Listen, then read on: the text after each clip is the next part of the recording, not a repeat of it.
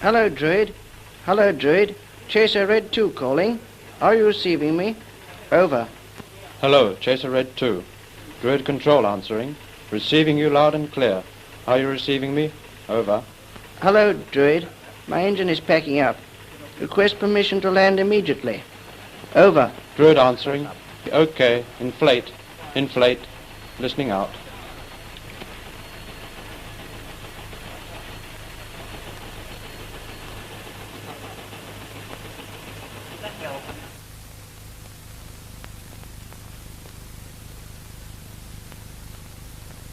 I really don't know whether it's worth it. As soon as I've repaired one shed, I have to start on another. Excuse me, Father.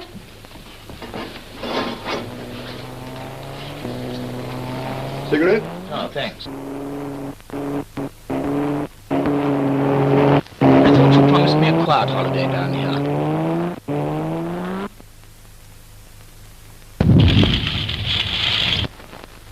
It crashed. Come on. They'll need help.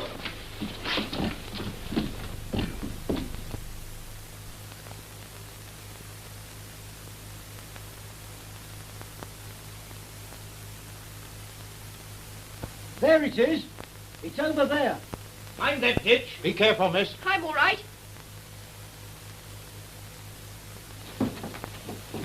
Shiny torch here, Helen. Anyone know how to get this damn thing open? I think you push it. No, it won't budge. Here, you try. Look, pull it, pull it. Now take it easy. There should be a catch or something of the sort. Oh, look, he's unconscious. There's blood. Don't worry, miss. We'll get him out in 2 shakes. If you push him, don't pull. Push, damn you, can't you see? Damn yourself. Oh, please don't quarrel. Isn't there a catch or something you pull out? I can't find one. Here, give me that axe. Here.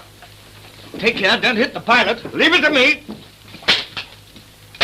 My God, you may have killed him. Oh, Father. It slipped. I warned you. Well, we can get at him now. Wait, there's some kind of button here. You've shorted something. A plane's on fire. Back, for God's sake. Quick, quick. Get back, miss. Get back, I tell you. What shall we do? What shall we do? We can't leave him like this. We must try something. Too late now. There's nothing you can do now.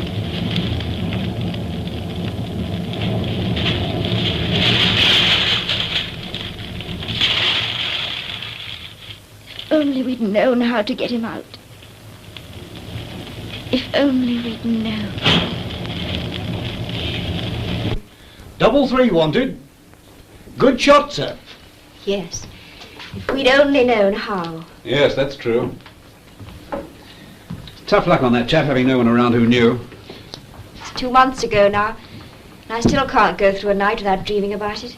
That plane on fire, and we... If only I hadn't used that axe. Oh, there's nothing wrong with using the axe. That was quite sensible. It was the way you used it. I suppose I was really to blame if I hadn't started pushing things about. No, neither was it your fault that you happened to find a button of some kind around and in the excitement pressed it. It was just unfortunate. You know, it's far better to leave any mechanism alone till you're quite certain what it is. It's worrying. It's terrible to think of another plane crashing round here while we... Couldn't you tell us how to set about a rescue in a proper way? Yes, I'd be very pleased to. I think I can give you a pretty good idea if you can spare the time. We can certainly do that. Well, suppose we start with the type that crashed on your farm. Let's see, a Spitfire, wasn't it? Yes. I'll try to give you the routine in the form of what one might term a drill. Suppose we imagine a demonstration on an undamaged plane. On arrival, the rescuer should take up a position on the port or left-hand side of the machine. Frequently, the hood covering the cockpit has just been thrown back by the pilot himself just before crashing. But if that has not been done, it is necessary to press the small button which is on the pilot's side of the rear vision mirror. Then slide the hood back. This might need considerable force. By chance, however, the hood, through some misfortune, may have become jammed. It will then be necessary, by means of any handy instrument, to break a hole in the perspex, and this should be done through the forward top of the hood. It is worth remembering that the special type of glass, or perspex, as it is called, in use on planes, has, when broken, very ragged edges, capable of inflicting severe cuts. Always, therefore, when breaking in, make a fairly large hole, so that a hand and arm can be introduced without danger of injury. When the hole is made, push the hand through and pull firmly on the jettison release, which will be found at the front of the sliding hood. The entire hood can then be lifted free and thrown aside. This may also prove impossible, in which case entry must be forced. The small door on the side of the cockpit can then be opened by pushing down on the lever inside the door. Should it be found impossible to open the door, a small crowbar will be discovered attached to the inside.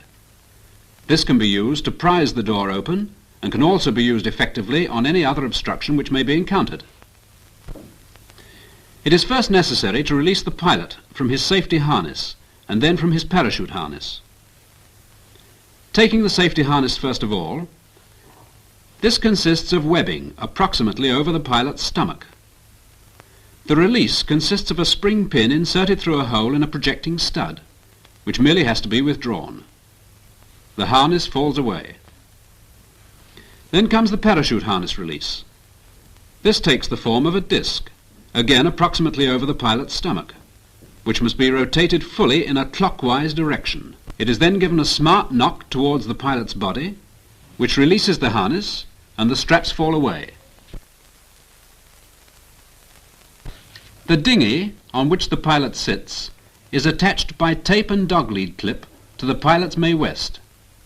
This will be found on the pilot's waist on his right-hand side and must be detached. It is easy to see how the harness, combined with the weight and bulk of the parachute and dinghy, must seriously hinder rescue.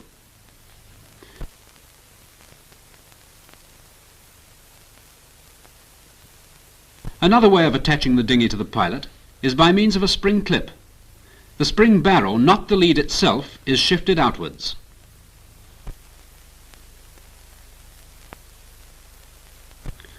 Next, remove the pilot's helmet and attachments. To do this, release simple press stud on lower right-hand side of pilot's helmet, thus releasing the chin strap. Then lift off as carefully as possible in case of head or neck injuries.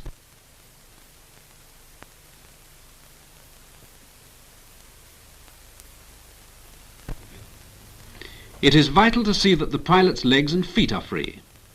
If not, the obstructing parts must be moved, and in such a way as to avoid injury to the pilot. It should then be possible to lift the pilot out of the cockpit, which can more easily be accomplished by straddling the fuselage and lifting him out, holding him under the armpits. If available, another helper should guide the legs and take the weight. The lifting should be done as gently as circumstances allow. Always presume injuries, should the pilot be unconscious and unable to advise on his own condition. If the aircraft is lying on its back...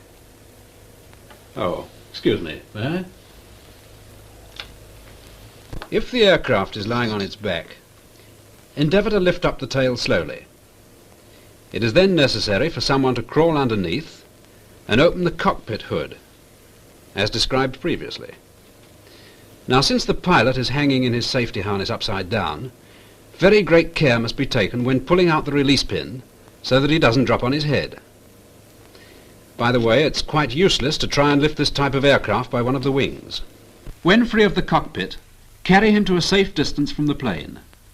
If no house or shelter is close to hand, lay him down and keep him as dry and warm as possible with coats or anything else that may be available.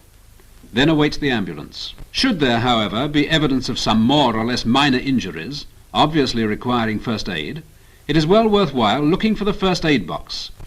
This will be found by opening a small panel in the fuselage situated on the port or left-hand side and towards the rear. Well, that in brief is how to release the pilot from a Spitfire, and the general procedure holds good for all types of fighters. Of course, there are differences with other planes, particularly with regard to the method of entry. For instance, take this Typhoon.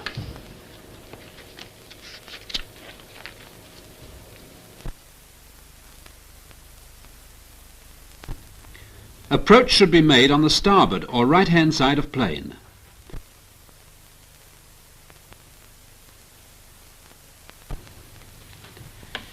If both the windows are closed, a door can be opened by means of a hand grip on the outside. If the window is down, the door latch can be released by means of a red lever situated immediately above and behind the pilot's head.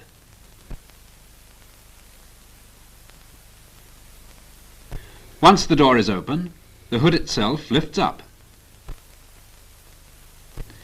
If the doors are in some way jammed, the only means of ingress is to smash open a window. There are two small levers situated right and left of the cockpit, immediately forward of the doors. If these are pulled, both doors and roof can be lifted off in their entirety and thrown aside. Easy access to the pilot is thus obtained.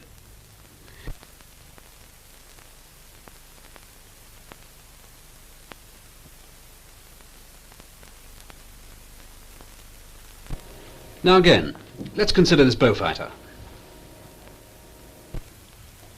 As you see, it is of a decidedly different type and carries a crew of 2. The normal entry in this case is from below, but it is rare indeed for this to be accessible when the plane has crashed. In this case, the rescuer must go up on the starboard or right-hand side wing. A small red lever is well in evidence at the bottom of the window. There is no means of reaching this except by breaking the glass around it. The lever is pushed to release side panel. This done, a lever situated top centre of the opposite or port side window is moved backwards, releasing the safety catch. Meanwhile, if there is more than one rescuer to hand, someone else should be attending to the observer. A hole must be broken in the observation dome, in the port or left-hand side of the plane. At the edge of the fuselage are 2 small levers, one to the front and one to the rear. When these are pulled, the dome can be lifted on hinges. The observer must be released from his harness in the way already described. It may be that when the plane crashed, the observer was engaged on other duties somewhere forward in the body of the plane, in which case the rescuers must enter through the dome and search for him.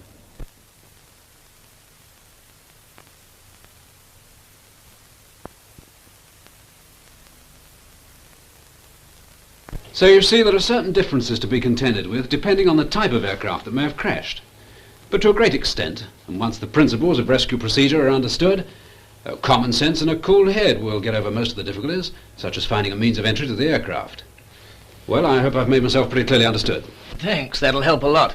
We shan't feel so useless another time. Do you think there's anything else you ought to tell us? Not tonight, he won't. It's after time now. Come along, gentlemen, please. Well, that's that. I hope these tips will be useful to you if you ever need them. We're very grateful for them. Come along now, please. Well, for the time being, cheerio. And please remember what I've told you. Then perhaps one day you'll save my life. You never know.